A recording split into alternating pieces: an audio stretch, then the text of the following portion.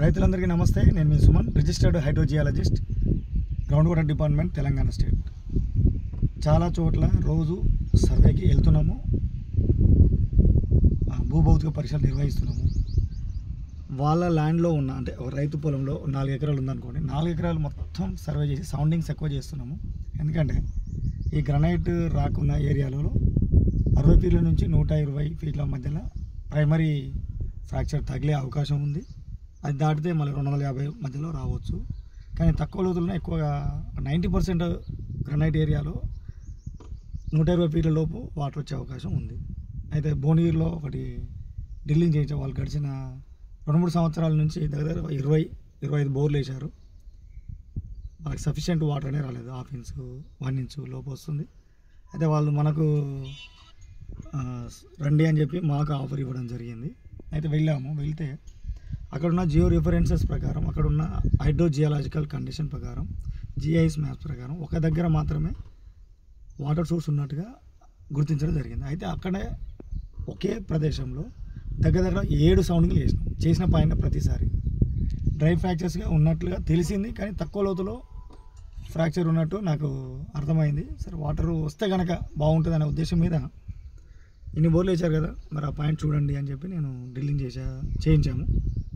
Dry gaps చాలా వచ్చినాయి. అలాగే తక్కువ లోతులో డ్రై గ్యాప్స్ వచ్చి మళ్ళీ మేము 90 to 120 ఫీట్స్ మరి మధ్యలో వాటర్ రావచ్చు అని అనుకున్న దగ్గర బురద వచ్చింది. అంటే గ్రనైట్లో ఫెల్స్పార్ మినరల్స్ ఉంటాయి. అక్కడ క్లేమిన్ అంటే ఏదైతే ఫెల్స్పార్ మినరల్స్ వాటర్తోని కెమికల్ రియాక్షన్ జరిగినప్పుడు ఒక మైకా మినరల్ ఏర్పడుతుంది. దాన్ని మైకా క్లే అంటాము, దాన్ని కయోలనైట్ అని కూడా అంటాము. ఈ బురద వచ్చిందంటే అక్కడ ఏదో సోర్స్ నేను ఎక్స్పెక్ట్ చేసింది ఉన్నట్టే. కానీ వాళ్ళు ముందుకెళ్ళి లోపల బోరు డ్రై లేయర్స్ వస్తున్నాయి. అంటే ఆ వాటర్ 120లో వాటర్ రాకుంటే తీసేయండి అని చెప్పిన వాళ్ళు 220 వరకు వేశారు. రిజల్ట్ అనేది సక్సెస్ రాలేదు. సో వాళ్ళ తర్వాత ఫోన్ చేశారు, మీరు చెప్పినట్టు డ్రై గ్యాప్స్ వచ్చాయి, బురద వచ్చేసరి ఇప్పుడు మట్టి ముద్దలు పడ్డాయి అని అన్నారు. అన్న తర్వాత అసలు నువ్వు చెప్పిన వాటర్ రాలేదేంది, నువ్వు చెప్పింది ఒక్కటి రాలేదేంది అని మళ్ళీ ఎమ్మటే ఒక 1 అవర్ టైంలో వాళ్ళు రివర్స్ అయ్యారు.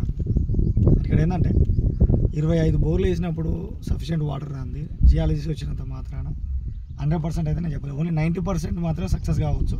అంటే 10% ఫెయిల్యూర్ అవుతుందని చెప్పినా కదా నేను. కాబట్టి రైతులు ఏంటంటే గమనించాలి, నేను చెప్పింది అక్కడ జరుగుతుంది. మనం ఇండైరెక్ట్ మెథడ్ చేస్తున్నాం. భూమి లోపలికి తొంగి చూసే అవకాశం ఉంటే అరే బాబు కరెక్ట్గా ఇంత లోతు వస్తుందని చెప్తాము. ఇక్కడ ఇండైరెక్ట్ మెథడ్స్ మనకున్న అనుభవాన్ని ఆల్రెడీ 25 బోర్లు వేసిన తర్వాత రాని ప్రదేశంలో ఎక్కడైతే పాసిబిలిటీ ఉన్నదో అక్కడే మనం డ్రిల్లింగ్ చేపిస్తాం. కానీ 100% నువ్వు వచ్చినంత మాత్రాన మాకు 2 ఇంచులు 3 ఇంచులు నీళ్ళు అయితే రావు అని కూడా చెప్పడం జరిగింది. నేను ఒకవేళ వస్తాయి అని చెప్తే అది నా రాంగ్ అని నేను అగ్రీ అవుతాను. సో ఇదొకటి. మళ్ళీ చిన్న తుమ్మలగూడెం, నార్కపల్లి మండలం చిన్న తుమ్మలగూడెం దగ్గర పోయిన సంవత్సరం 2-3 బోర్లు వేయించాను. ఈ మధ్య 2 వేస్తే 2 సక్సెస్ అయినాయి. ఒక రైతు వేసుకున్నాడు, డ్రై లేయర్స్ వచ్చినాయి, వాళ్ళు కేసింగ్ ఉంచుకున్నారు. ఈ మధ్య నైట్ ఒక రైతు వేసుకున్నాడు. అక్కడ 60 ఫీట్ల నుంచి 120 ఫీట్ల లోపు కూడా రావాలి. అక్కడ కూడా గ్రనైటే కాదు, అక్కడ డ్రై లేయర్స్ వచ్చినాయి. వద్దు ఆపేయండి అని చెప్పిన వాళ్ళు 220 దాకేసి ఆపేశారు. తర్వాత మా జియాలజీస్ లేనిది అని చెప్పి ఒక కొబ్బరికాయ అతను తీసుకొచ్చి డౌసింగ్ మెథడ్ దగ్గర పెట్టారంటే 500 ఫీట్లు వేసారు. సో నేను చెప్పింది డ్రై వచ్చి ఫెయిల్ అయింది. అంటే నేను కూడా అక్కడ 1 ఇంచ్ వాటర్ వస్తుంది అని చెప్పిన అక్కడ ఇంతకుముందు 2-3 సంవత్సరాల నుంచి ఇప్పటికి ఒక 4 బోర్లు వేశారు. మళ్ళీ రాత్రి కూడా 500 ఫీట్లు వేశారు. ఆ 500 వేసి మొత్తం దుమ్మేరేగింది. అది నా అకౌంట్లో పడ్డది. అంటే అది వేరే ప్రాంతంలో వేసాడు. మొత్తం జియో రిఫరెన్సెస్ ప్రకారం చూసినప్పుడు మొత్తం హార్డ్ రాక్ ఉంది ఆయన ల్యాండ్. ఒకవేళ నీళ్ళు రావని చెప్తే డిసప్పాయింట్ అవుతుంది. సార్ మాకు ఖచ్చితంగా ఒక పాయింట్ కావాలి సార్ అంటున్నారు. అసలు నీ దాని నీళ్ళే లేవు అని చెప్పామనుకోండి, వాళ్ళకు కోపాలు వస్తున్నాయి మా మీద. ఆ తర్వాత వేరే వాళ్ళు సార్ మేము ఏదైతే మనం జియో రిఫరెన్సెస్ ప్రకారం కావచ్చు, హైడ్రోజియాలజికల్ కండిషన్ ప్రకారం మనం అక్కడ సర్వే చేస్తాం. నేనైతే నీళ్లు తెచ్చి పోసే వ్యక్తిని అయితే కాదు. ఎందుకంటే నేను జస్ట్ అక్కడ ఎక్కడ పాసిబిలిటీ ఉంది, ఎంత లోతులో వాటర్ రావచ్చు, వచ్చే అవకాశం ఉందని చెప్పి ఒక ఎస్టిమేషన్ తయారు చేసి మీకు చెప్తా తప్ప వాటర్ లేని ప్రదేశంలో నువ్వు ఫుల్ చూపించాలి. కానీ వాటర్ ఉన్న దగ్గర నువ్వేందా చూపించేది అని చెప్పి ఫోన్ చేసి అంటున్నారు. నేను పోసేదా మీ నిమ్మ తోటలో ఏ ప్రదేశంలో వాటర్ ఉన్నాయి అంటే ఇప్పుడు వాల్టా యాక్ట్ దగ్గర ఉంది, మరి అవతల మొత్తుకుంటాడు అక్కడి నుంచి ఇంకో పాయింట్ పెట్టిన మరి ఎక్కడైతే వాటర్ నిల్వలు ఉంటాయో అక్కడ ఉన్న ప్రదేశంలో చెప్తాను తప్ప వాటర్ లైన్ దగ్గర ఇక్కడ వేసుకోండి ఒక 3 ఇంచులు అని వస్తాయని చెప్తే అది ఫెయిల్యూరే కదా. ఇంకోటి ఏంటంటే ఇంగ్లీష్లో రిపోర్ట్ పంపిస్తే అర్థం కావట్లేదని చెప్పి తెలుగులో రిపోర్ట్ పంపడం జరిగింది వాట్సాప్లో. ఈజీగా అర్థమవుతుంది మనకు. లాంగ్వేజ్ అనేది నేను చెప్పే విషయాన్ని మీకు అర్థం కావాలి, కానీ అర్థం కాకుండా 100 సార్లు డౌట్లు అడిగితే ఇబ్బంది అవుతుందని, ఇబ్బంది కలగకుండా చేయాలనేది నా ఆలోచన. మొన్న అచ్చంపేట లింగాల గ్రామంకి వెళ్ళాము. అన్న చంద్రన్న అని